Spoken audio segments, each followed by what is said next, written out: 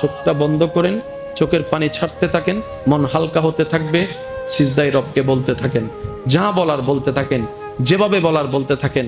মনে রাখবেন আপনার সেই মনের বেতার ভাষা হতে পারে আপনার রক্ত বুঝবে না, আপনার ভালোবাসার মানুষ বুঝবে না, আপনার প্রিয় মানুষ বুঝবে না, কিন্তু আপনি যেভাবেই বলেন না কেন আপনার প্রত্যেকটা শব্দ আপনার রব্বুল আলামিন বুঝবেই বুঝবে। সুবহানাল্লাহ।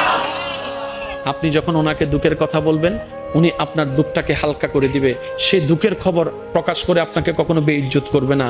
আর আপনি যখন সুখের খবর পেয়ে রবের দরবারে সিজদায় চলে যাবেন, তখন আল্লাহ তাআলা খুশি হয়ে আপনার সুখটাকে আরো বাড়ায় দিবে। লা ইন শাকারতুম লা আযীদান্নাকুম আয়াতের উপর আমল হয়ে যাবে। আপনি শুকরিয়া করতে থাকবেন, সুখটাকে বাড়তে থাকবেন, সুখের কথা বলতে থাকবেন, রব্বুল আলামিন দেখে দেখে আপনার সুখও বাড়ায় দিবে, শান্তিও বাড়ায় দিবে। বলেন না সুবহানাল্লাহ।